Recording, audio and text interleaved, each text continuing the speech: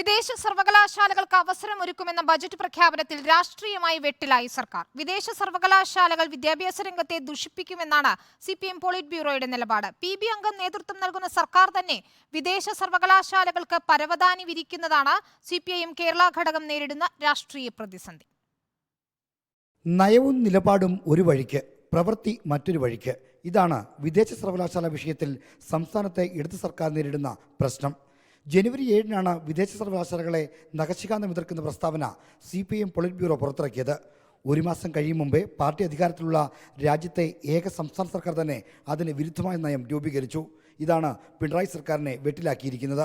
വിദേശ സർവകലാശാല വിഷയത്തിൽ പിണറായി സർക്കാർ വെട്ടിലാകാൻ കാരണവും ഇതുതന്നെ. വിദേശ സർവകലാശാല തീരുമാനത്തോട് വിയോജിച്ച് പാർട്ടി സംസ്ഥാന കമ്മിറ്റി അംഗം തന്നെ രംഗത്ത് വരുന്നുണ്ട്.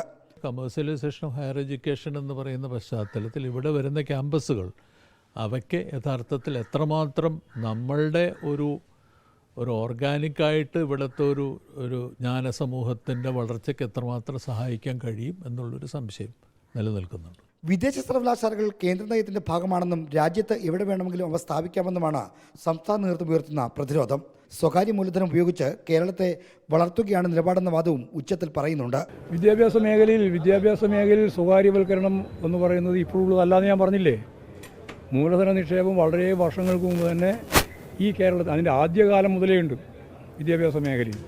ഇനി അതിനെ കുറേയും കൂടി ആസൂത്രിതമായ രീതിയിൽ ഫലപ്രദമായി എങ്ങനെ കേരളീയ സമൂഹത്തെ മുന്നോട്ടേക്ക് നയിക്കാൻ ഒരു വിജ്ഞാന സമൂഹത്തിൻ്റെയും വിജ്ഞാന സമ്പദ് വ്യവസ്ഥയുടെയും ഭാഗമായിട്ട് കൈകാര്യം ചെയ്യണമെന്നുള്ള കാര്യത്തിലാണ് പുതിയ നിർദ്ദേശങ്ങളും കാര്യങ്ങളും വെച്ചിട്ടുള്ളത്. ആ നിർദ്ദേശങ്ങളും കാര്യങ്ങളെല്ലാം എല്ലാവരുമായിട്ട് കേരളീയ സമൂഹമാകെ നല്ല രീതിയിൽ ആരോഗ്യകരമായ രീതിയിൽ ചർച്ച ചെയ്ത് മുന്നോട്ടേക്ക് കൊണ്ടുപോകണം. സ്വകാര്യ മൂലധനം ഉപയോഗപ്പെടുത്തണമെന്ന വാദം വിദേശ സർവകലാശാല വിഷയത്തിൽ CPM കേന്ദ്ര നേതൃത്വം തന്നെ ദഹിച്ചിട്ടില്ല. സംസ്ഥാന സർക്കാർ വരുത്തിയ നയമാറ്റത്തിൽ അവിടെ നിന്ന് ചോദ്യങ്ങൾ ഉണ്ടാകുമെന്ന് ഉറപ്പായി കഴിഞ്ഞു. സ്വകാര്യ സർവകലാശാലകളെ പോലും ശക്തമായി എതിർത്തു പോന്നിരുന്ന പാർട്ടിയുടെ വിദ്യാർത്ഥി യുവജന സംഘടനകളായ SFIയും DYFയും വിദേശ സർവകലാശാല പ്രഖ്യാപനം വന്നതോടെ വെട്ടിലാണ്. എന്തിനൊക്കെയാണോ എതിർത്തു പോന്നിരുന്നത് അതിനെയെല്ലാം വാരിപ്പുണരേണ്ട ദുരവസ്ഥയാണ് ഇതിലൂടെ അവർക്ക് സംഭവിച്ചിരിക്കുന്നത്. റിപ്പോർട്ടർ, തിരുവനന്തപുരം.